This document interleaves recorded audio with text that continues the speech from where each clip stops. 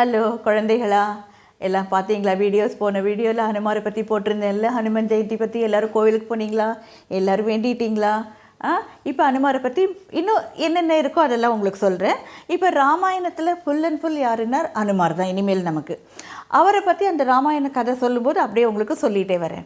இப்போ அடுத்து இந்த மகாபாரதத்தில்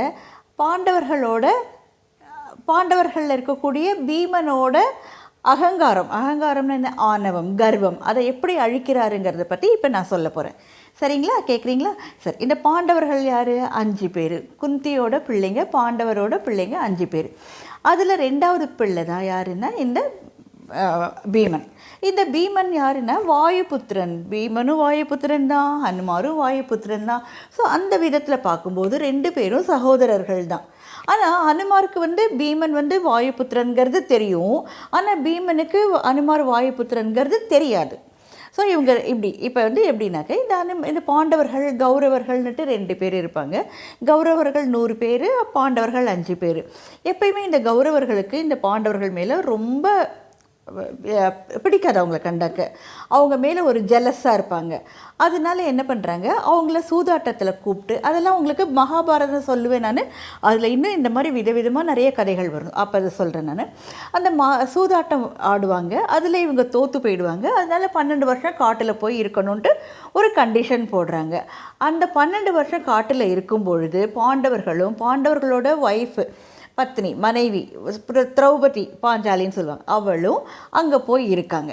அங்கே இருக்கும் பொழுது பாஞ்சாலி என்ன பண்ணுறா, ஒரு நாள் இப்படி தண்ணி எடுத்துகிட்டு வரும்பொழுது அவள் மேலே ஒரு பூவோட இதழ் விழுது. அந்த பூ என்னென்னா ஒரு தாமரைப்பூ.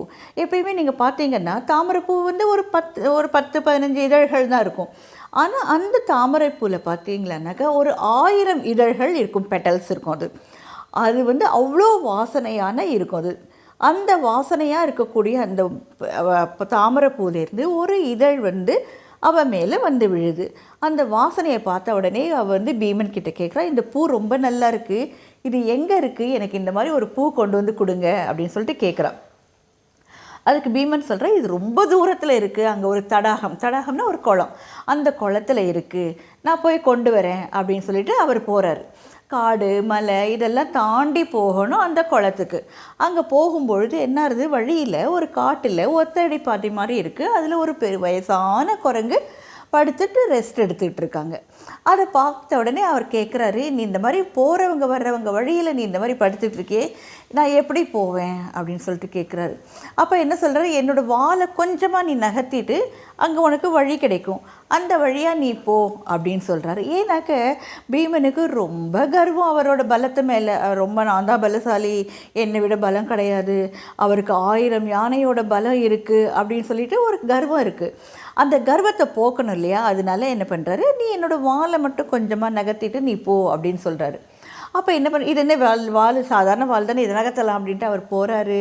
அவரால் நகர்த்த முடியல. எவ்வளவோ முயற்சி பண்ணி பார்க்குறாரு, 2 கையாலையும் தூக்கி பார்க்குறாரு, என்னென்னவோ பண்ணி நகர்த்தி பார்க்குறாரு. ஆனால் அந்த வாலை அவரால் நகர்த்த முடியலை. அப்போ தான் அவருக்கு தெரியுது, இவர் சாதாரண குரங்கு இல்லை, தெய்வ குரங்கு அப்படின்னு சொல்லிட்டு அவர்கிட்ட கேட்குறாரு, நீங்கள் யார், என்ன இவ்வளோ பலசாலியாக இருக்கீங்களே, நீங்கள் யார், நான் தெரிஞ்சுக்கலாமா அப்படின்னு சொல்லிட்டு ரொம்ப பணிவாக கேட்குறாரு. தன்னோட கர்வத்தெல்லாம் விட்டுட்டார் அவருக்கு. ஏன்னா நம்மளை விட ஒரு பலசாலி இருக்காருன்னொடனே தன்னோட கர்வம் அவருக்கு அடங்கி போயிடுது. அவர் கேட்குறாரு. அப்போ தான் அவர் சொல்கிறார், நான் தான் திரேதாயுகத்தில் ராமரோடு இருந்து ராமருக்கு எல்லா விதமான பணிவிடைகளும் செய்த அனுமான். இப்போ எனக்கு வயசாகிடுது, இப்போ துவாபர யுகம் நடக்குது இல்லையா, எவ்வளோ யுகங்கள் கடந்து போயிடுது, எவ்வளோ நாட்கள் ஆகிடுது, நான் ரொம்ப வயசாகிட்டேன் எனக்கு, அதனால நான் இங்கே ரெஸ்ட் எடுத்துகிட்ருக்கேன், ரொம்ப அசதியாக இருக்கிறதுனால இங்கே உட்காந்து படுத்துட்டுருக்கேன் அப்படின்னு சொல்லிட்டு சொல்கிறார். நானும் வாயுபுத்திரன், நீயும் வாயுபுத்திரன், நம்ம 2 பேரும் சகோதரர்கள் தான் அப்படின்னு சொல்கிறாரு. உடனே அவர் அப்படியா அப்படின்னு சொல்லிட்டு ரொம்ப அவரை வணங்கி ரொம்ப பெருமையாக இருக்கிற அவருக்கு, யாருக்கு, பீமனுக்கு. அப்போ அனுமார் சொல்கிறாரு, பின்னாடி உனக்கு சண்டை நடக்கும், மகா யுத்தம் நடக்கும், அந்த மகா யுத்தத்தில் நான் உனக்கு ஹெல்ப் பண்ணுறேன் அப்படின்னு சொல்லிட்டு சொல்கிறார். ஸோ இது மூலமாக அனுமார் என்ன பண்ணுறாரு, பீமனோட கர்வத்தை அடக்கிட்டார். சரிங்களா? அடுத்தது கிருஷ்ணரோட கிருஷ்ணரோட லீலைகளை கொஞ்சம் பார்க்கலாம். அதுலேயும் அனுமார் ஹெல்ப் பண்ணுறாரு, உதவி பண்ணியிருக்காரு. எப்படின்னு பார்க்கலாமா? அனுமார் வந்து என்ன பண்ணுறாரு, அங்கே வயசான காலத்தில் அங்கே உட்காந்துட்டு இருக்காரு. அப்போ கிருஷ்ணர் என்ன பண்ணுறாரு, இந்த நம்ம கிருஷ்ணர்கிட்ட யார் யார் இருக்காங்க? கிருஷ்ணரோட வாகனம் வந்து கருடன், அவரோட மனைவி வந்து சத்யபாமா, அவரோட சக்கராயுதம் அவருக்கு வந்து ஹெல்ப் பண்ணக்கூடியது. அவரால் போரிடறதுக்கு டக்குன்னு சொன்னால் அவரோட கையிலேருந்து ஓடி போய் யார் எதிரில் இருக்காங்களோ உங்களுக்கு தலையை வெட்டக்கூடியது அந்த சக்கராயுதம். இந்த 3 பேருக்கும் ரொம்ப கர்வமாக இருந்தது. இந்த கர்வத்தை அடக்கிறதுக்கு இந்த அனுமாரால் தான் முடியும், அவரோட உதவி நமக்கு வேணும் அப்படின்னு சொல்லிட்டு அவர் என்ன சொல்கிறாரு, கருடனை கூப்பிட்டு, நீ அங்கே அனுமார் தவம் பண்ணிட்டு இருக்கான், நீ அந்த அனுமாரை போய் கூப்பிட்டுட்டு வா, கிருஷ்ணர் கூப்பிட்டாரு அப்படின்னு சொல்லிட்டு கூப்பிடு அப்படிங்கிறார். அவர் போய் சொல்கிறார். அப்போ வந்து அவர் என்ன சொல்கிறாரு, இல்லை நான் வரமாட்டேன், ராமரை தவிர வேறு யாரையும் நான் பார்க்க வரமாட்டேன் அப்படிங்கிறாரு. உடனே இவர் வந்து கிருஷ்ணர்கிட்ட சொல்கிறாரு. கிருஷ்ணர் என்ன சொல்கிறாரு, நீ ராமர்னு சொல்லு, உடனே ஓடி வருவார் அப்படின்ட்டு. அவர் என்ன சொல்கிறார், அங்கே ராமர் இருக்கார், உங்களை வர சொல்லியிருக்காரு அப்படின்றார். சரின்னுட்டு அவர் கிளம்புறாரு. கருடன் என்ன சொல்கிறார், என்னோட முதுகில் ஏறிக்கோ, நான் உன்னை ரொம்ப சீக்கிரமாக நான் கொண்டு போய் விட்டுடுறேன்னுட்டு. இல்லை நானே போய்க்கிறேன்ட்டு அவர் கிளம்பி வந்துடுறாரு. அவர் அங்கேருந்து வரும்பொழுது என்ன பண்ணுறாரு, கிருஷ்ணர் தன்னோட உருவத்தை ராமர் உருவமாக மாற்றிட்டார். பக்கத்தில் சத்யபாமா மட்டும்தான் இருக்கா. தன்னோட கையில் இருக்கக்கூடிய சக்கராயுதத்தை வாசலில் நிற்க வச்சு, அரண்மனை வாசலில் நிற்க வச்சு, யாரையும் உள்ளே விடாத, என்னோட அனுமதி இல்லாமல் நீ யாரையும் உள்ளே விடக்கூடாது அப்படின்னு சொல்கிறார்.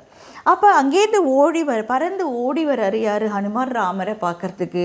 அப்போ இந்த சக்கராயுதம் என்ன பண்ணுறது, நீங்கள் உள்ளே போக முடியாது, அவரோட அனுமதி இல்லாமல் நீங்கள் போகக்கூடாது அப்படின்றாரு. உடனே அவருக்கு ராமரை பார்க்கறதுக்கு யார் என்ன தடை பண்ணுறது அப்படின்ட்டு அந்த சக்கராயுதத்தை எடுத்து தன்னோட வாயில் போட்டு முழுங்கிடுறாரு. முழுகிட்டு உள்ளே ஓடி வந்து பார்த்தாக்க அங்கே ராமர் இருக்கார். அவரோட சந்தோஷத்துக்கு அளவே கிடையாது, அவ்வளோ சந்தோஷமாக இருக்குது. அவரை வணங்கி ரொம்ப பெருமையாக பேசிகிட்டு இருக்கும் பொழுது அவர் கேட்குறார், ராமர் உங்களை பார்க்குறேன், பக்கத்தில் சீதா இல்லை, வேறு யார் இங்கே உட்காந்துட்டுருக்காங்க அப்படின்னு கேட்ட உடனே சத்யபாமாவுக்கு ரொம்ப கோபம் வந்துடுது. ஐயோ என்னது, என்ன புரிஞ்சிக்கவே இல்லை, என்ன யாருன்னு தெரியலையே இவருக்கு அப்படின்றாரு. உடனே கிருஷ்ணர் என்ன சொல்கிறார், நீ சீதாவாக மாறிடு அப்படின்றார். அவரால் அந்த சத்யபாமாவால் தன்னோட உருவத்தை மாற்றிக்க முடியல. அவருக்கு 2வது மனைவின்னு ஒருத்தி இருக்கா, ருக்மணின்னு சொல்லிட்டு, அவளை கூப்பிட்டு நீ ருக்மணி வந்து நீ சீதாவாக மாறி அவனுக்கு காட்சி கொடு அப்படின்றாங்க. உடனே அவள் சீதாவாக மாறிடுறா. இதுலேருந்து ருக்மணி சீதாவாயிடுறா, ராமர் சீதாவோட இந்த காட்சி அவருக்கு கிடைக்குது. அப்போ வந்து என்ன ஆகுது, சத்யபாமாவோட கர்வமும் அடங்கி போயிடுச்சு. அப்போ கேட்குறாரு, நீ எப்படி உள்ளே வந்த, அங்கே சுதர்சன சக்கரத்தை நிற்க வச்சுருந்தேனே, யாரும் உள்ளே வரக்கூடாதுன்னு சொல்லிட்டு நீ எப்படி வந்த அப்படின்னு கேட்குறாரு. அப்போ அவர் சொல்கிறாரு, அந்த சுதர்சன சக்கரம் என்னை வழிமறிச்சதுனால அதையே நான் வாயில் போட்டு முழுங்கிட்டேன் அப்படின்னு சொல்லிட்டு, எங்கே அப்படின்னு கேட்டோன்னே தன்னோட வாயிலேருந்து எடுத்து கொடுக்குறாரு. அப்போ தான் அந்த சுதர்சன சக்கரத்துக்கும் புரிஞ்சுது, ஆகா நம்மளை விட ஒரு பலசாலியும் இருக்காங்க அப்படின்னு சொல்லிட்டு அவரோட கர்வமும் அடங்கிடுச்சு. இப்படி எல்லாம் பேசிக்கிட்டே இருக்கும் பொழுது அங்கேருந்து கருடன் வராரு. கருடன் வந்த உடனே ஆஞ்சநேயரை பார்த்த உடனே அவருக்கு ஒரே ஆச்சரியம், எப்படி நீங்கள் என்னை விட எவ்வளோ ஃபாஸ்ட்டாக நீங்கள் வந்திருக்கீங்களே அப்படின்னோடனே, ராமரை பார்க்கணுங்கிறச்சே எனக்கு எதுவுமே தெரியாது, நான் ஓடி வந்துட்டேன் அப்படின்னு சொல்கிறார், பறந்து ஓடி வந்துட்டேங்கிறாரு. அப்போ தான் தெரியறது கருடனுக்காக நம்மளை விடையும் ஃபாஸ்ட்டாக சீக்கிரமாக பறந்து போகிறதுக்கும் இருக்காங்க, நம்ம இந்த மாதிரி நினச்சது எவ்வளோ முட்டாள்தனம்னு சொல்லிட்டு அவரோட கர்வமும் இதில் அடங்கிடுச்சு. ஸோ இப்போ கிருஷ்ணருக்கு இந்த 3 பேரோட கர்வத்தையும் அடக்கணும்னு நினச்சாரு. அதுக்கு யார் உதவி பண்ணியிருக்காங்க, நம்ம அனுமார் உதவி பண்ணியிருக்காரு. ஸோ இந்த மாதிரி நிறைய லீலைகள் அனுமாரும் பண்ணியிருக்காங்க, கிருஷ்ணரோட உதவியால், ராமரோட உதவியால் நிறைய பண்ணியிருக்காங்க. இந்த மாதிரி கதைகளெல்லாம் நான் உங்களுக்கு சொல்லிகிட்டே இருக்கேன், நீங்கள் கேட்டுக்கிட்டே இருங்க, சரிங்களா? எல்லாருக்கும் பிடிச்சிருக்கா இந்த கதையெல்லாம்? எல்லோரும் சப்ஸ்கிரைப் பண்ணுங்கள், லைக் பண்ணுங்கள்.